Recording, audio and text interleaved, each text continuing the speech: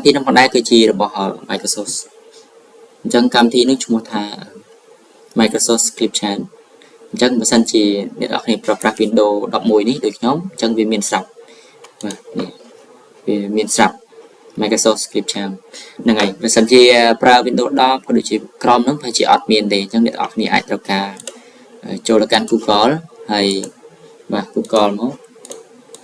យើងកាន់ google.com ហើយយើងធ្វើការ download ក៏បានដែរដាក់ថា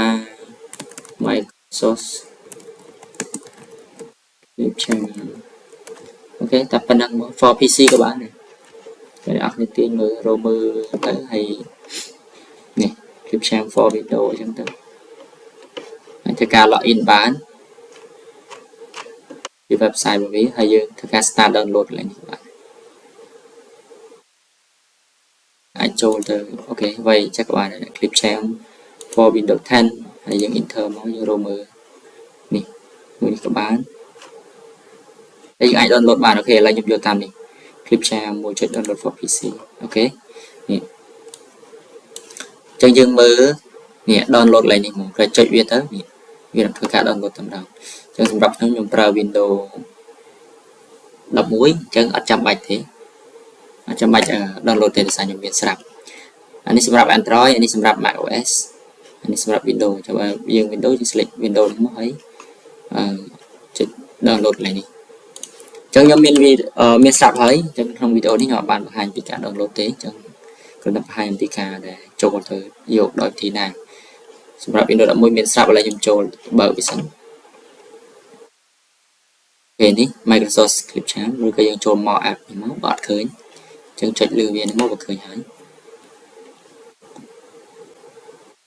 អញ្ចឹងនេះគឺជាការចាប់ដើមដំបូងអញ្ចឹងខ្ញុំជម្រាបដល់អ្នកនរគ្នាដែរហើយយើងត្រូវការ sign in ដែរយើងត្រូវការប្រើប្រាស់ជាមួយ account របស់យើងត្រូវការ sign in មកមុននឹងការប្រើប្រាស់វាបានអញ្ចឹងយើងឃើញមាននៅខាងឆ្វេងដៃនេះមានពាក្យ home មាន brand kits template ហើយនឹង add folder អញ្ចឹងអ្នកនរគ្នាឃើញ home ក្នុង home នេះវាមានអូខេមានពីរខាងលើទី1គឺ create a new video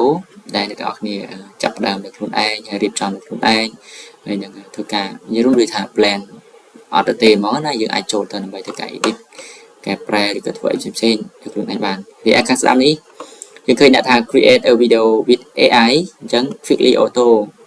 compose a video using your own media អញ្ចឹងអ្វីដែលខ្ញុំចង់ចែកម្លេចគឺខាងនេះខ្ញុំអត់បង្ហាញនេះទេតែមើលក្រោមវាដាក់ get inspired with a template ចឹងអ្នកនរគ្នាឃើញ template ដែលដាក់ថា intro outro IG Instagram YouTube គឺវាហៅកាត់ YT តែយើងហៅ social media ad gaming slideshow ហើយមានជាច្រើនផ្សេងៗទៀត TikTok អីផ្សេងៗអញ្ចឹងណាដែល intro outro នេះគឺសំដៅទៅលើ template ដែលយើងប្រើប្រាស់មុខវីដេអូរបស់យើងហើយនឹង outro គឺជាអ្វីដែលនៅខាងក្រោយនៃចុងវីដេអូរបស់យើងអញ្ចឹងយើងអាចចូលយក template វាបានហើយមាន Instagram ដែល style វា Instagram ហើយ YouTube ដែលវាមាន style សម្រាប់ template សម្រាប់ YouTube អីចឹងវីដេអូជាច្រើនដែលយើងអាចធ្វើការយកមកប្រើបានហើយក្នុងនេះ play នេះមិនបាច់បង្ហាញទេ every video is on brand with brand kit អូខេវាមាន template នេះដូចខ្ញុំប្រាប់មិញគឺចូលមក template វាមានច្រើនដែលយើងអាចយកធ្វើការជាគំរូបាន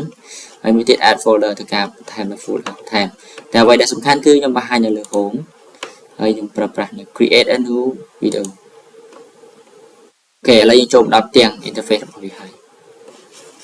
នេះគឺជាផ្ទាំង interface របស់វាដែលយើងមើលមានខាងឆ្វេងដែលមានយក media វាមាន record វាមាន template វាមាន music ហើយផ្សេងៗហើយនឹងកន្លែងទុកនៅ video កន្លែង media import វាមាន video audio image ផ្សេងៗវានៅកន្លែងនេះ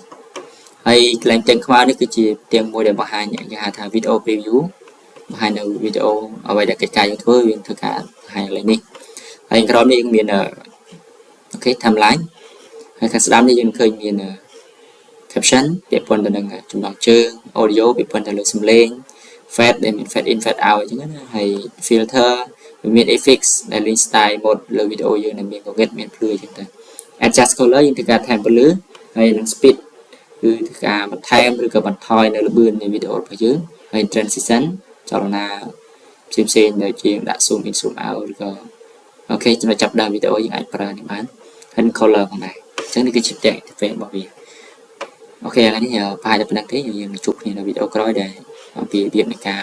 ទាញវីដេអូចូលរបៀបនៃការកាត់របៀបនៃការកែសម្លេងផ្សេងៗអញ្ចឹងយើងអាចជួបគ្នានៅវីដេអូក្រោយបាន